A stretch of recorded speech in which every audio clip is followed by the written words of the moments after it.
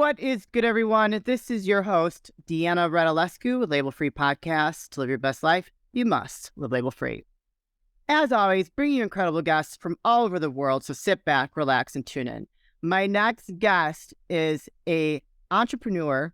He is a performance coach for entrepreneurs, and he's the founder of the Superhuman CEO. Please welcome Adam Lucero. Adam? I'm excited to be on. Quite the intro. And yeah, you guys are going to have some actionable tips to walk away here. You're going to become a stronger version of yourself. I love that. And speaking of being a stronger version of themselves, right? You had a very life-altering experience that kind of brought you where you are today. And I'm sorry, but I'm going to drop it on people right away because it is so incredible, like how resilient we are as human beings. And then people that are out there that might be struggling don't realize that they have the strength within them. You were stabbed in the throat while at a movie theater and woke up 7 days later from an induced coma. Talk to us about that. Yeah, so we're just going right into it. Yeah, we are. So plain and simple, it was as crazy as it sounds. Like literally, imagine 1 minute you're watching a movie and the next instant you're getting stabbed in the throat, arm, and chest by a chef knife, by a complete stranger. Yeah. So it was just like crazy, just right off, like, because it's just an ordinary day, you know? Yeah. But basically what happened was I was looking for a place to stay at my aunt's, and she told me I have to be out of the house for 8 hours. So I'm trying to kill time. I go to a movie theater. 10 minutes in, I feel a hard hit to my throat. And initially I thought like this person punched me. Yeah. And so I was like, dude, what the hell? And then I felt another punch to my arm and chest. And so then I turn around, and as I push them, I feel a cut in my wrist and ear. And instantly I knew I got stabbed. Like that wasn't a punch. Yeah. So I started yelling like, I've been stabbed. I've been stabbed. The lights turned on. I saw him run away, and I take off my shirt and I wrap it around my neck, and I'm holding the blood in. Wow. And then I'd say about like 60 seconds passes. Two older women come running up. They're like, what should we do? And I tell them, just put pressure on my neck. Yeah. So they're doing that. And then I hear someone go, should we call 911? And I remember, like, as I'm bleeding out on the floor, someone asked, should we call 911? And I just respond, I'm like, yeah, you should call 911. If you don't call them in this situation, when would you? Like, right, that exactly. is literally what 911 is designed for. So then paramedics come. They start asking me all these questions. What year is it? What's your name? Who's president? And I get it. They're wanting to make sure I'm conscious and aware of what's going on. But at this time, I'm just like, I'm bleeding out. Like, I just want someone to save my life. I don't want to answer these questions. So I just have this like frustration. And they're like, all right, let's get him up on the stretcher. So they put me up on the stretcher, and I feel all my wounds worse than actual stabbing because I don't have the adrenaline in me anymore. Yeah. And so for every row of seats there was in front of me, it felt like I was getting stabbed in all those places multiple times because the movement was so like excruciating. Like I've never been in more pain in my entire life.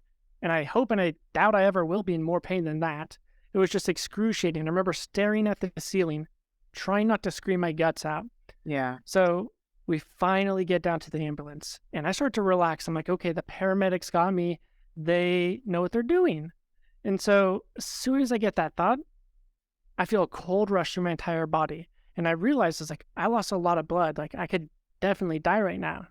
And then I see them come over with the oxygen masks, and I remember thinking, don't fall asleep. You're not supposed to fall asleep in this situation. Yeah. They put it over my face. I knock out, wake up 7 days later from an induced coma. I'm living off tubes. My legs disabled, forgot how to work, nerve damage. I just lost all sense of who I was. Like lost every ounce of muscle from years of weightlifting. Yeah. And it was at the point where it's like, I was always so low energy. I literally couldn't finish eating a meal. After like weeks of recovery, I was able to eat some foods again. Yeah. And I couldn't even finish eating a meal because I would be so tired. Like I'd have to nap to finish a meal. And so I was left kind of wondering if I still can hit my goals in life, if I can still run a business where I help other people, or if my potential is just going to rot away with my ambitions. But I decided, and I was like, I'm not going to give up like this. Like, yeah, that happened to me, but I'm going to put a game plan together. I started studying evolution, biology, psychology to learn how to optimize human performance again as a necessity for my survival, essentially. And then fast forward a few more years, In the first year, I was able to run a 4:59 miles, picking up close to as much weight in the gym as possible. And now I just started my own business, or I started my business back then. And now I help people and entrepreneurs do the same thing, optimize their performance, their productivity. Wow. Okay, so a couple questions. How old were you when that happened? 21. 21. Holy Mhm. crap. Okay, where were you? Like, what part of the country were you? Like, I was where in somewhere I was in Northern California. Northern California. Okay, and Yeah. so did they ever find the person that stabbed you? Yeah, he's actually in jail right now because cops were looking for him when he attacked me because 2 days prior, he stabbed another homeless man 50 times while he was sleeping. So the cops were looking for him. They got the call, they got him, and now he's in jail. So clearly he's got some mental problems. Yeah, exactly. So he was schizophrenic. So Oh, wow. essentially, he was battling his own demons, and I actually have no hard feelings for I was him. gonna I ask feel you that. bad for him because, like, Yeah. that's the thing. When this whole thing went to court, right? And he can like partake because he was insane. So he worked with psychologists or whoever it needed to be to get him back to the point where he's sane. And Right. when that happened and he found out what he did, he pled guilty. He felt terrible about what he Well, did. So well, it just goes to show like he was battling his own demons, like, yeah. and the fact that he pled guilty, felt terrible after shows that he's not a bad person. He was just, he was facing his life. His life was difficult, and. Yeah. So yeah. That's deep, man. That's pretty deep. Yeah. Wow. Okay. So yeah, I was gonna ask you, how do you feel? I mean, was that a bad part of California? Like, I know Yeah, California, but I don't like. He just was roaming up. yeah, yeah. Dude, how do you get into the movie theater? That's So, what I want to know. yeah, they had like a policy anyways, yeah, but nonetheless, sorry, what was your question? I lost my focus there for a sec. I guess my last question was, how do you get into the movie theater? Oh, yeah, so basically, they had a policy where the kid could use the bathroom, and so they were trying to Okay. help it's a good cause, right? They're trying to let homeless people go to the Yeah. bathroom and get water and stuff, but yeah, it had its fault, I guess, but Yeah. Oh, well, okay. Well, fast forward. Now you are the founder of Superhuman CEO, and Mhm, you've created tools to help yourself like bounce back from such a terrible experience. I mean, at 21, that's mhm. pretty pretty earth shattering. Yeah. And so, like, at first it was because you just wake up one second, you're just life's 180, just completely different, right? Yeah. And so, at first, I did what most people probably would do.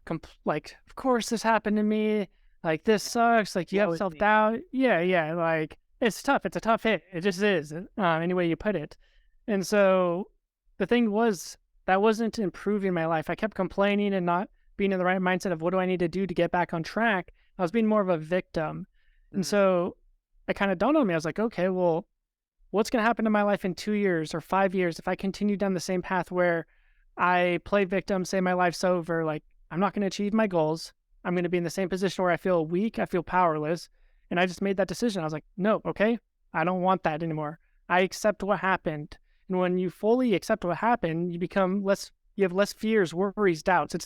It's a simple mindset shift that allows you to focus on growth and what you need to do, and that you're in control, and that whatever happens in your life, you have the ability to overcome it rather than just playing the victim card in a sense. Does that make sense? yeah. Yeah. Total sense. Are you speaking to like kids in high school? I feel like you should be a speaker for them. I appreciate it. No, I'm currently not, but it's funny. The more podcasts I go on, the more times as podcasters like you say that, like, you should be a motivational speaker or something like Yeah. that.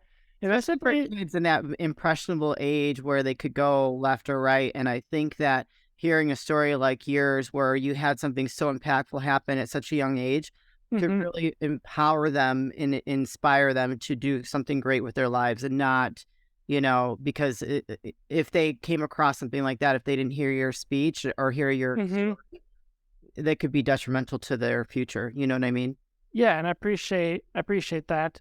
And I think that is something I'll probably do in the future. Like, that really excites me. I like speaking about it, and it's just nice to see people leave with inspiration that actually lasts with them, that impacts their life in a serious and meaningful way.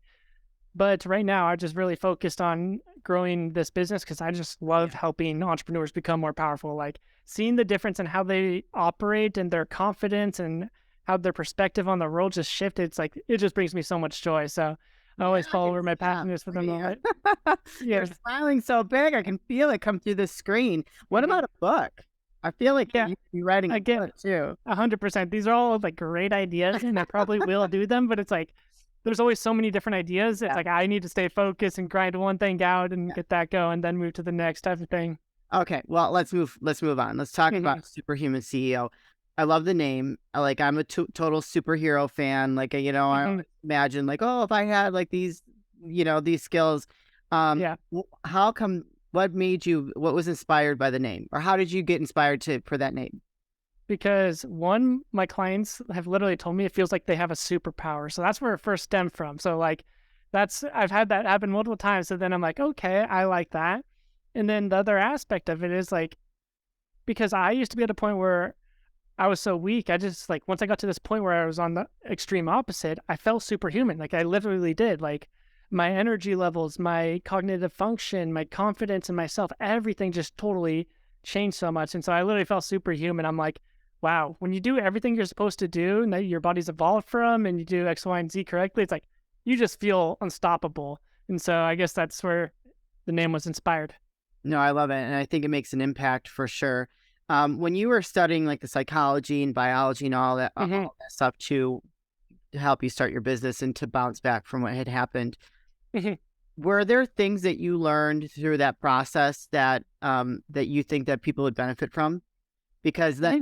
that that helps with your mindset, right? The mindset shift when you start studying biology, what the human body's capable of, and Hmm. psychology, and to learn some of those skills and how the human brain operates, I Hmm. feel is also another skill in itself.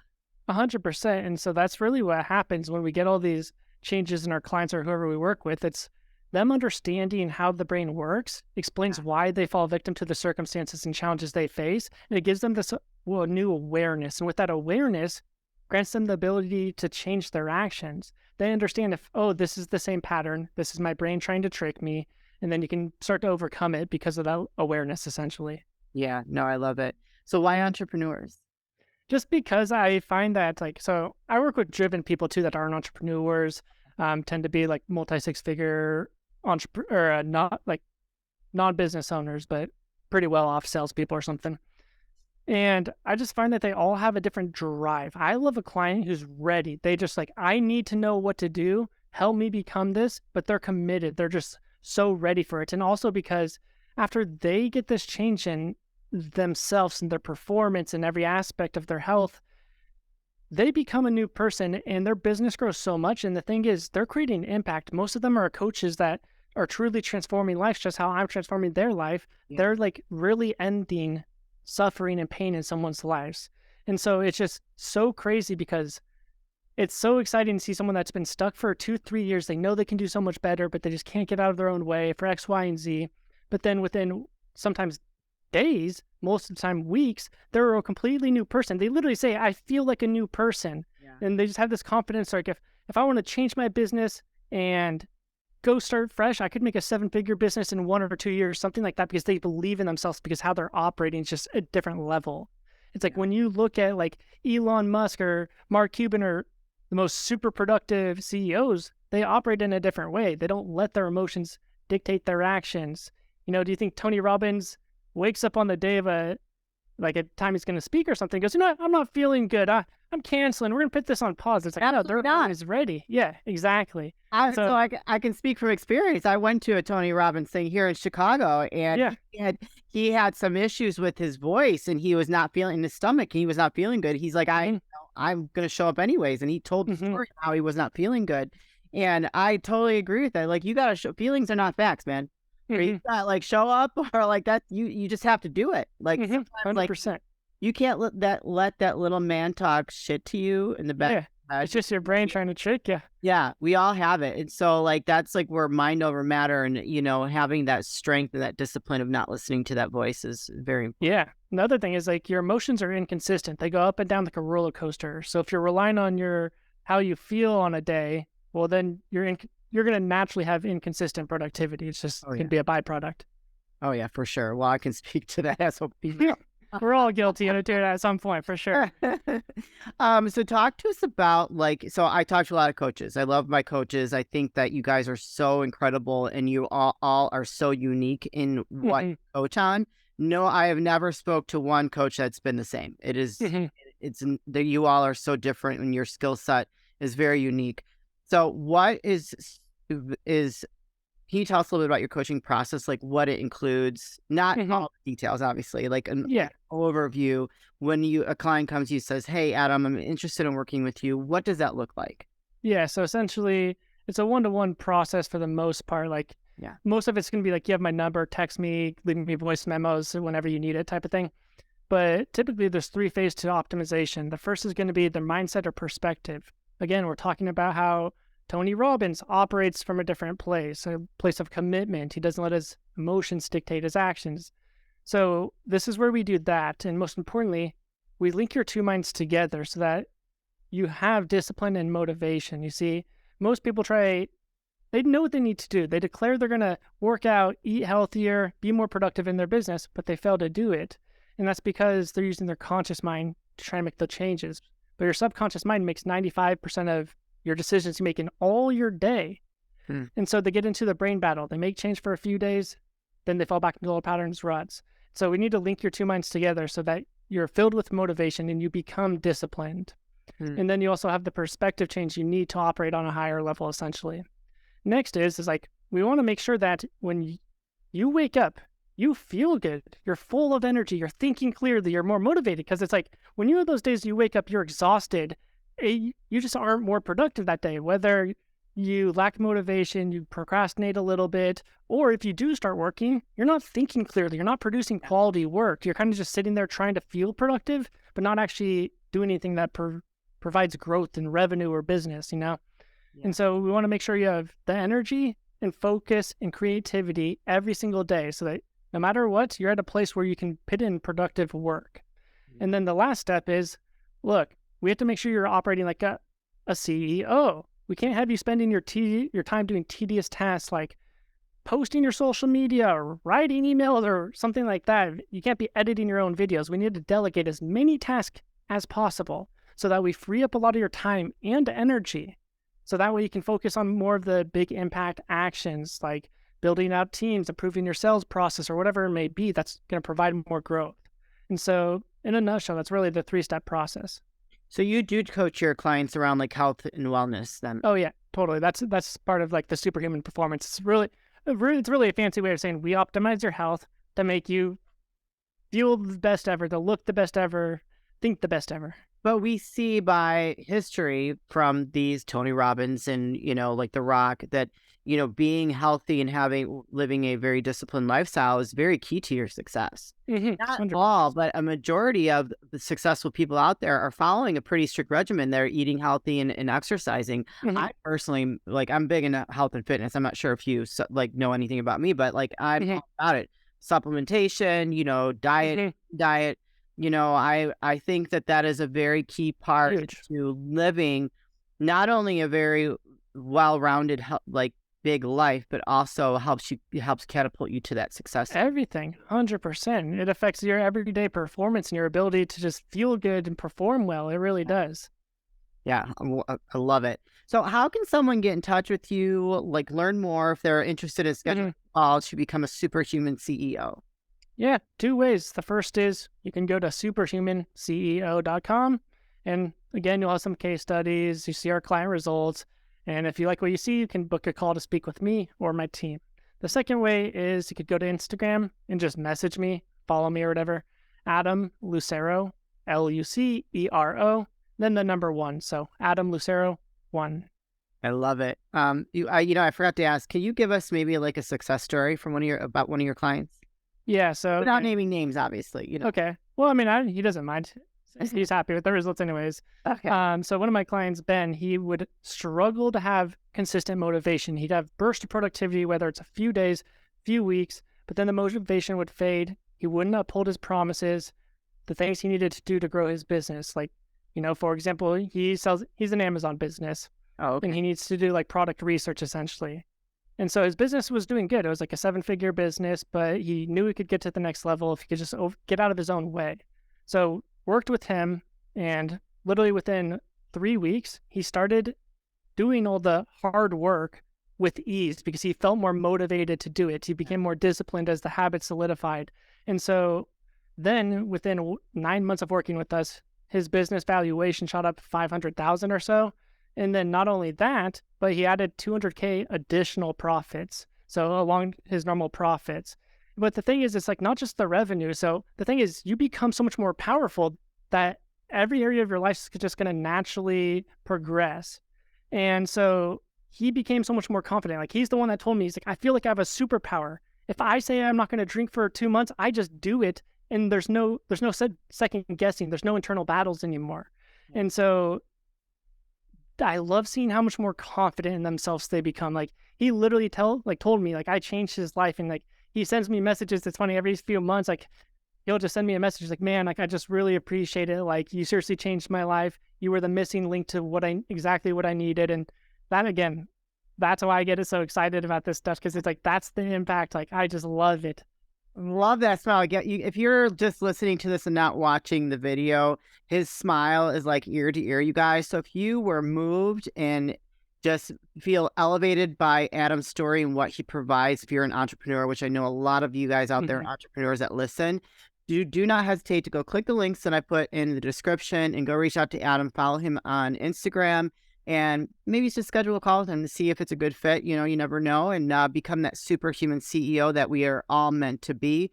Adam, this has been such a pleasure to hear your story and talk about what you're doing. I love it. You speak from experience because you yourself have become superhuman by overcoming such a tragic event in your life. This is the part of the show where I like to ask for last words of wisdom or advice. What would you like to leave with us today? One thing you can do that's going to improve your life significantly, be the best decision you make in your entire life, is form the habit of keeping your promises to yourself and other people. If you do that, you get any change you want in your life. It literally becomes a superhuman if you actually develop the habit. Yeah, that's good. I totally agree with that. That's huge. Well, Adam, thank you so much for sharing your story, and thank you for what you're doing and helping people elevate and become superhuman, because dun, dun, dun, dun, I like wearing my cape, you know. Oh, well, I appreciate you having me on. It was really nice talking to you. You're welcome. You guys, this is your host, Deanna Radulescu with Label Free Podcast. To live your best life, you must live label free. As always, don't forget to subscribe, follow, rate, review, comment, share, all those good things. And I'll be back soon with more superhuman guests.